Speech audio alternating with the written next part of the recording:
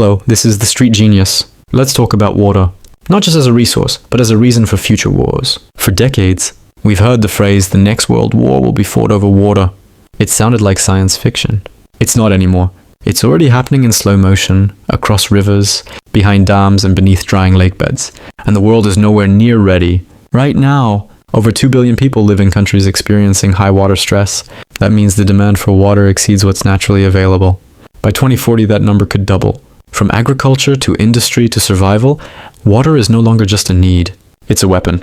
And some nations are already treating it like one. Let's start with the Middle East. The Tigris and Euphrates rivers, once the heart of Mesopotamia, are shrinking. Iraq, Syria, and Turkey are all upstream-downstream competitors. Turkey's massive Gap Dam project has given it enormous control over the flow of water to Syria and Iraq. In the summer of 2023, entire sections of the Euphrates dried up, crippling farmland and sparking accusations of water warfare. Syria and Iraq say Turkey is weaponizing water. Turkey says it's just prioritizing national development. And it's not just rivers, it's aquifers too. Saudi Arabia has pumped so much groundwater that it's now importing most of its food. Yemen's civil war? Beneath the political layers lies a forgotten root: water scarcity. Over 80% of Yemen's population lacks access to clean water. When survival is that fragile, conflict becomes inevitable. Now let's shift to Africa. The Nile River is more than just a river. It's a lifeline. Egypt, Sudan, and Ethiopia are locked in a high-stakes standoff over the Grand Ethiopian Renaissance Dam, the GERD. Ethiopia says it's their sovereign right to generate electricity. Egypt calls it a national security threat. Why?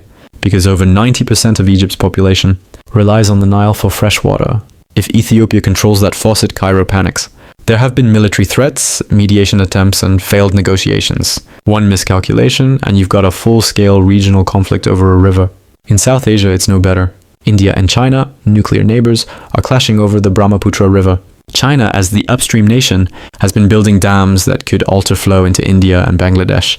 India's intelligence reports have warned of dam diplomacy, the idea that water flow could be used as strategic pressure. The fear that in a future military conflict, China could simply turn off a vital river. Think about that. A modern war tactic, not involving bombs or tanks, but spigots. And it's not just the global south. In the United States, the Colorado River, which supplies water to over 40 million people, is drying up. 7 US states are in open legal disputes over water rights. California and Arizona have nearly gone to court over shrinking. Reservoirs like Lake Mead and Lake Powell. The US may not erupt into war, but the internal pressure is real and rising. Here's the truth. Climate change is making water less predictable.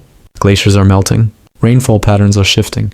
Droughts are lasting longer. At the same time, population growth and urban expansion are increasing demand. This isn't just bad luck. This is structural imbalance, and it's spreading fast. So what does water conflict actually look like in the 21st century? It's not always armies and bombs. It's hydropolitics. It's dam building to gain leverage. It's upstream nations holding back flow to pressure downstream economies. It's private companies buying water rights in drought-prone regions. It's data manipulation, hiding real usage levels. It's sabotage of pipelines and infrastructure. And let's be very clear, this is just the beginning. We already have a name for this: hydrohegemony. When one country controls the source of water for others, it gains strategic dominance. This is what China aims for in Southeast Asia. This is what Turkey's dams give it in the Middle East. This is what Ethiopia is seeking over Egypt. But here's the problem. International law hasn't caught up. There's no global treaty with teeth that governs transboundary water use. And without regulation, water becomes another arena for power plays, just like oil did in the 20th century. Now let's go back to where we started. Water wars aren't coming.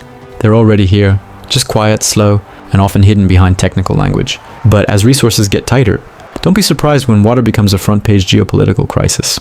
If you're listening to this in a coastal city or a wealthy country with strong infrastructure, you're not immune.